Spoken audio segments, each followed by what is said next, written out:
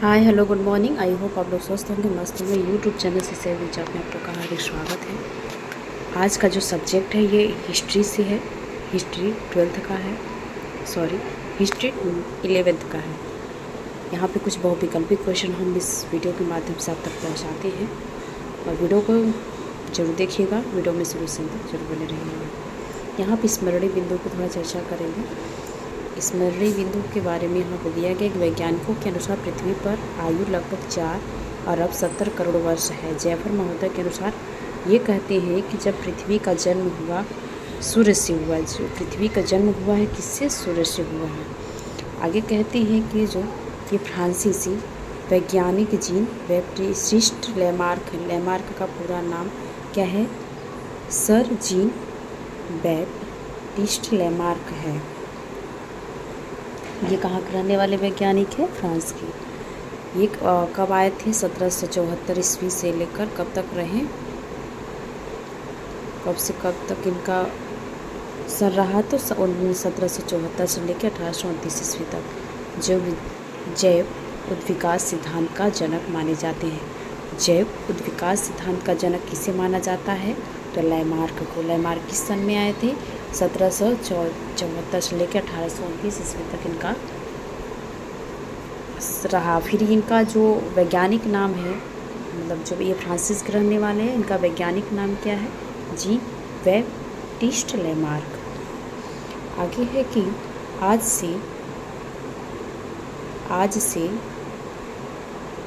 3 अरब वर्ष पूर्व प्रजीव युग में अत्यंत सूक्ष्मदर्शी जीवों का अस्तित्व मिलना आरंभ हुआ था। कितनी वर्ष पूर्व?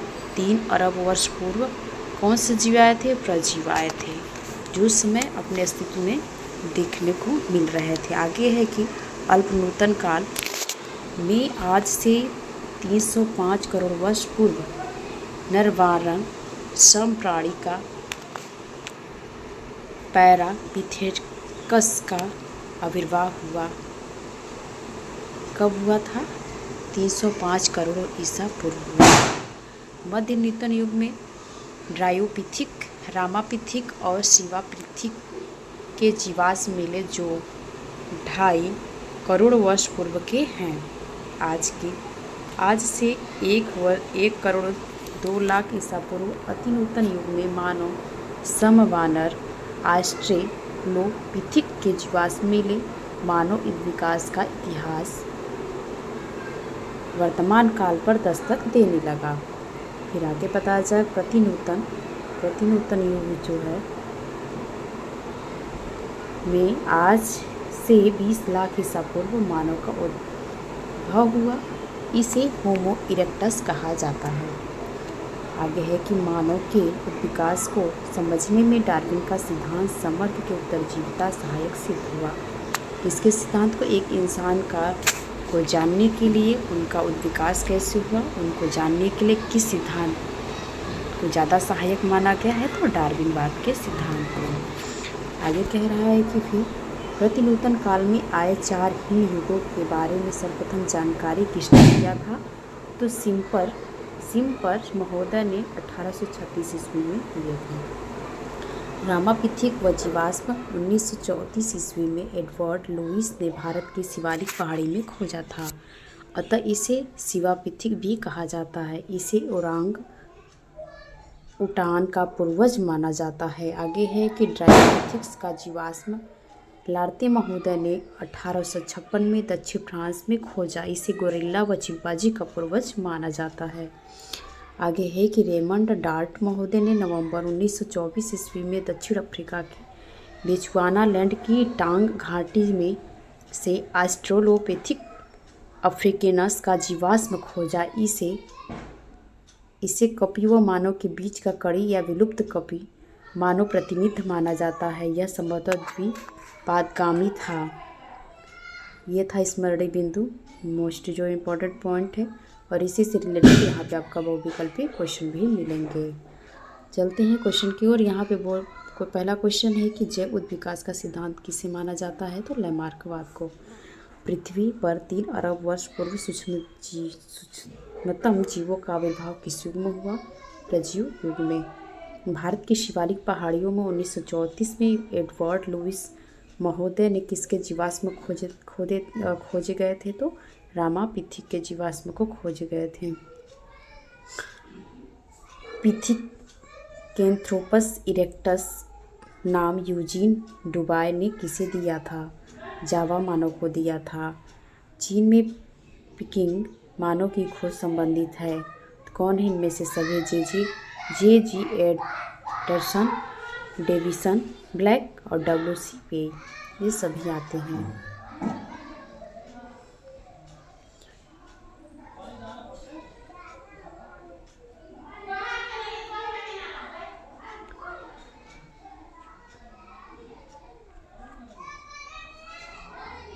आगे क्वेश्चन को चलते हैं। निडरथल मानव के जीवाश्म जानकार फुटराट ने कहाँ से प्राप्त किए थे? तो जर्मनी से प्राप्त किए थे। रेमंड डार्ट ने दक्षिण अफ्रीका के बेनुआनालैंड की टांग घाटी में 1924 ईस्वी में किसके जीवाश्म प्राप्त हुए थे? तो ऑस्ट्रेलोपिथिक्स के जीवाश्म प्राप्त हुए थे। प्रथम दार्शनिक मानव किसे माना जाता है? तो निएंडरथल मानव को माना जाता। आग का प्रयोग सर्वप्रथम किस मानव द्वारा किया गया था?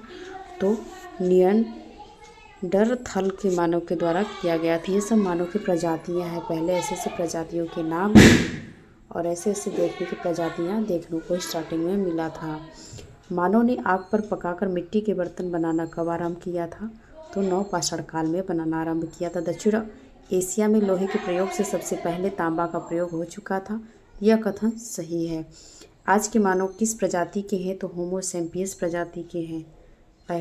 इसके पहले जो प्राचीन इतिहास में मानव तो जो अनेक प्रकार की भी प्रजातियां देखने को मिली थी।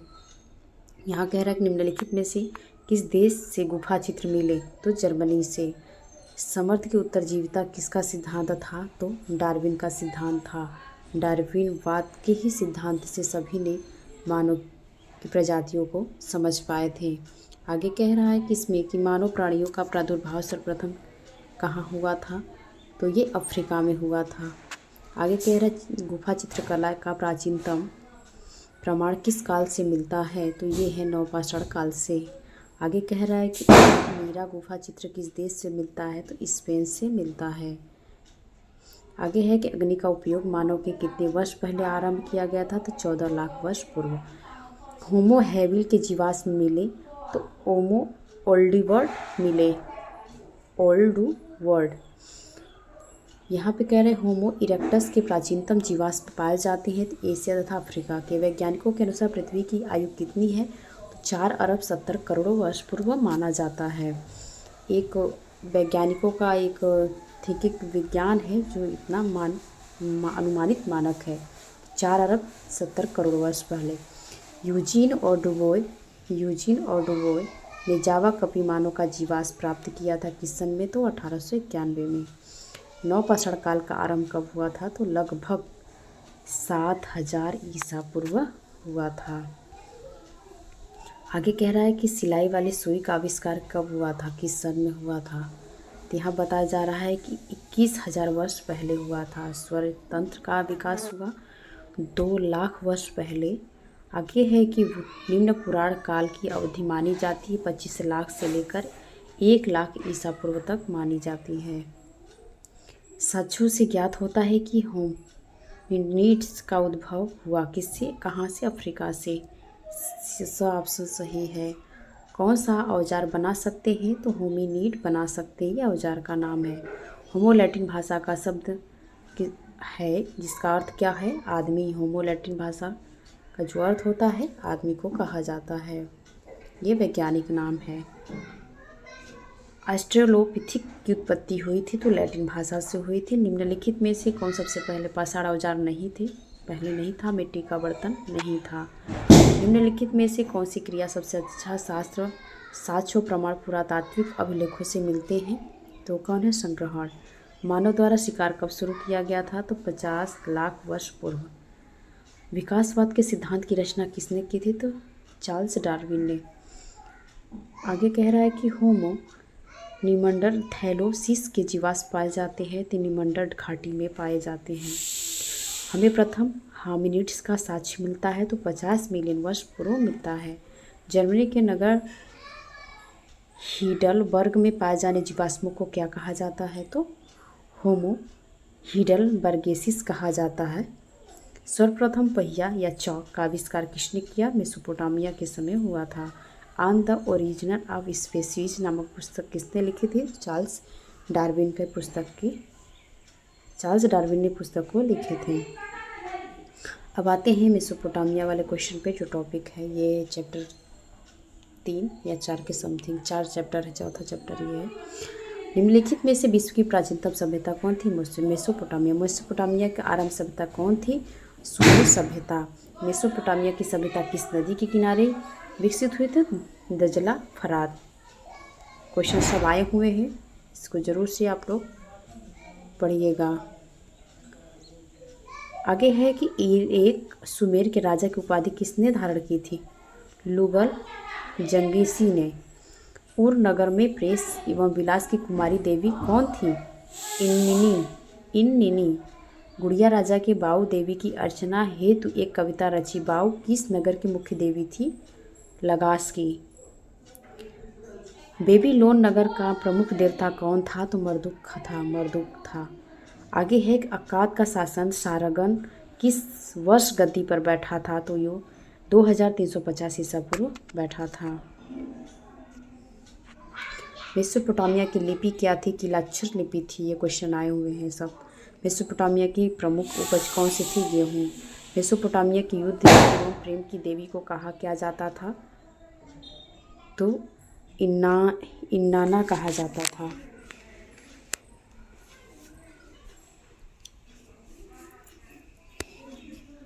देवी को क्या कहा जाता था? तो इन्नाना कहा जाता था। आगे है कि मेसोपोटामी सभ्यता के लोगों की लिपि क्या थी?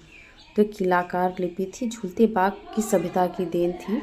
तो बेबीलोनिया सभ्यता की। पीली नदी किसे कहा जाता है? तो हांगको को कहा जाता है। विश्व का प्रथम कृषि पंचांग किस स्थान पर मिले? कृषि संबंधित अभिलेख को कहा गया है? निपुर कहा गया है।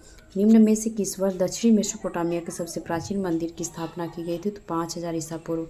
मेसोपोटामिया की देवी इन्नाना का संबंध कहाँ से था? प्रेम और युद्ध से था। असुर बनी पाल कहाँ के शासक थे? तो कहाँ के थे? तो असीरिया के थे। मेसोपोटामिया के उर देवता संबंध थे चंद्र से। शहरी जीवन की शुरुआत सर्वप्रथम कहाँ से हुई थी? मेसोपोटामिया से। गिलगामेश का महाकाव्य का संबंध किससे है? तो मेसोपोटामिया से है। मेसोपोटामिया की सभ्यता के अंतर्गत सुमेरियन साम्राज्य का संस्थापक कौन था? तो सारगन प्रथम था।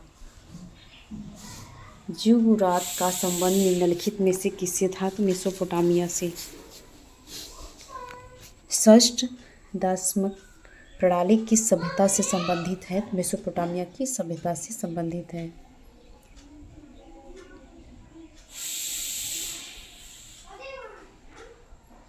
आगे है कि दामस्कित क्या मेसोपोटामिया से रिलेटेड। आगे है कि फिर यहाँ किलाकार लिपि का संबंध किस सभ्यता से है? तो मेसोपोटामिया की पहली ज्ञात भाषा क्या थी? सुमेरियन। मेसोपोटामिया शब्द की उत्पत्ति कहाँ से? यूनानी भाषा से। बेबीलोन मेसोपोटामिया का महत्व शहर कहाँ बन गया था? तो 2000 ईसा पूर्व बना था। किस नगर से वारका शेष मिला था? तो उर्र से। महाकाव्य गिलगामेश किसकी पट्टिकाओं में लिखा था? तो 12 पट्टिकाओं में लिखा था। आगे कह रहा है कि मेसोपोटामिया में प्राचीन नगर अस्तित्व में आने लगे तो 3000 ईसा पूर्व आने लगे। आगे कह रहा पहली लिखित मेसोपोटामी पट्टिका मिली थी? तो उरूप में मिली थी। आगे कह रहा है कि असुर बनी पाल कहाँ के शासक थे? तो असीरिया के शासक थे। आगे देख लेते हैं, यहाँ कुछ स्मरणीय बिंदु में है, बुद्धि रिलेटेड क्वेश्चन है, देख लेते हैं। यहाँ पे है किलाक्षर लिपि के बारे में आप क्या जानते हैं? इसके बारे में थोड़ा सा हम लोग चर्चा करेंगे। मेसोपोटामिया के प्राचीन निवासियों की लिपि को किलाकीर लिपि कहा जाता है।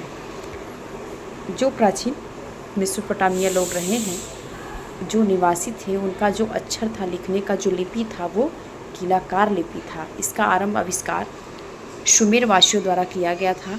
इस लिपि को चिकनी मिट्टी की पट्टिकाओं पर कील या किसी नहने तेज औजार से लिखते थे। कैसे लिखते थे? चिकनी मिट्टी उसकी पट्टिका रहती थी, कील से या कुछ ऐसे नोकीले धार या औजार से लिखते थे। बाद में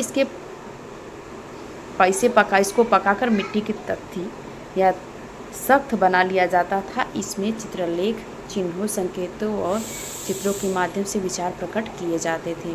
इस लिपि को पढ़ने का श्रेय फारस में नियुक्त एक ब्रिटानी अधिकारी हेनरी रालिनिसन को जाता है।